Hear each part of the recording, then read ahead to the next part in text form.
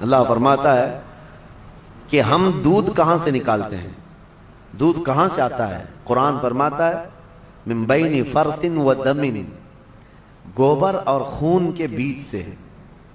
گائے چارہ کھاتی ہے، اس کے بعد اس کو جگالی کر کے وہ ہضم کرتی ہے اور اس کا وہ فضلہ بن جاتا ہے، اور اسی سے تھوڑا خون بھی بنتا ہے۔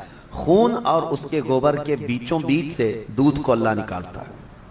اللہ فرماتا ہے من بین فرث و دم لبنا خالصا، خالص دودھ نکلتا ہے، نہ اس میں گوبر کا اثر آتا ہے نہ خون کا اثر آتا ہے، اور نہ ہی کسی گائے کو چیر کر کے دیکھ لو کہ کوئی فلٹر اندر رکھا ہوا ہے۔ کون سی مشین لگی ہوئی ہے؟ کون سی مشین لگی ہوئی ہے کہ اس دودھ کو صاف کر کے، یعنی اس میں خون کے ذرات ہیں تو الگ کر دے، گوبر کے ذرات ہیں تو الگ کر دے؟ میاں رنگ بھی نہیں آتا اور نہ ہی مزہ آتا ہے۔ دودھ کے اندر کبھی خون کا مزہ آیا؟ دودھ کے اندر کبھی گوبر کا مزہ آیا؟ نہ مزے کو اللہ ملنے دیتا ہے، نہ اس کے اثر کو، نہ اس کے رنگ کو ملنے دیتا ہے۔ اور قرآن میں اللہ فرماتا ہے کہ ان دونوں کے بیچ سے خالص دودھ کو نکالتا ہے اللہ تعالیٰ، اور یہ پینے والوں کے لیے پیٹ بھرنے والی غذا ہے۔ ایک اس کا ذکر ہے اس جانور کا، اور دوسرا مکھی کا، کہ مکھی جو ہے یہ عبرت کی چیز ہے، شہد کی مکھی۔ اللہ کرے کہ آپ کو کبھی ڈنک نہ مارے، کبھی ڈنک نہ مارے۔ اگر یہ مارتی ہے تو زہر چڑھتا ہے، جسم پھول جائے گا، چہرے پہ اگر کاٹ لے، کئی لوگوں کا اس میں انتقال بھی ہوا، موت بھی ہوتی ہے۔ اگر کئی مکھیاں مل کر کے کاٹ دیں آدمی کو شہد کی، آدمی مر سکتا ہے، زہر ہے۔ سمجھ میں نہیں آتا، وہ زہریلی مکھی ہے، اور پھولوں کا جو رس چوستی ہے اس میں سے آپ بھی چوس کے لا کے اپنے گھر میں تھوک کے دیکھو۔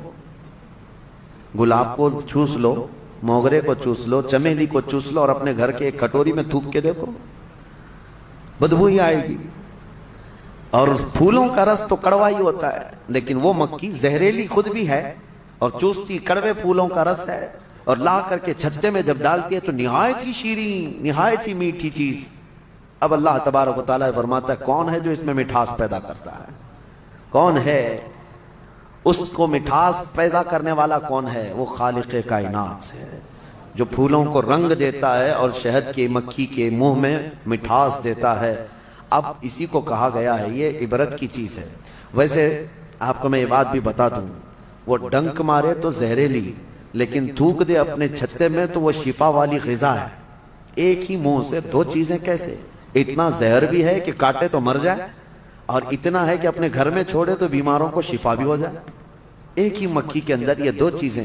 اعلیٰ حضرت فاضل بریلوی رضی اللہ تعالیٰ عنہ کی یاد آتی ہے، آپ نے فرمایا گستاخان رسول کو، وہ فرماتے ہیں اعلیٰ حضرت ظالموں میں شہد کی مکھی کی طرح ہوں۔ اعلیٰ حضرت اپنے آپ کو کہتے ہیں میں شہد کی مکھی کی طرح ہوں، جس کی مٹھاس کا بھی جواب نہیں، جس کے ڈنک کا بھی جواب نہیں۔ وہ اپنوں کے لیے میٹھا رس دیتا ہے اور ظالموں کے لیے وہ ڈنک بھی مارتا ہے۔ اعلیٰ حضرت نے اپنے لیے مثال میں فرمایا شہد کی مکھی کی طرح۔ لیکن میں آپ کو ایک روایت یہ بھی بتاؤں، اس شہد کی مکھی کے اندر جو مٹھاس آتی ہے، اتنی مٹھاس کیسے؟ فرمایا کہ یہ جب پھولوں کا رس چوستی ہے تو پھولوں کا رس چوس کر اپنے گھر جانے تک یہ حضور پاک پر درود پڑھتی ہے، اور اس درود کی برکت ہے حضور پاک صلی اللہ تعالیٰ علیہ وسلم کے کہ اس کے منہ میں مٹھاس پیدا ہوتی ہے۔ اللہ تعالیٰ ہمارے منہ میں مٹھاس پیدا فرمائے، زبان میں آپ کے اثر پیدا فرمائے۔ یہ دونوں چیزیں اللہ تعالیٰ نے عبرت کے طور پر فرمایا ہے۔ دو جانوروں کا ذکر ہے اور دونوں عبرت کے لیے ہے۔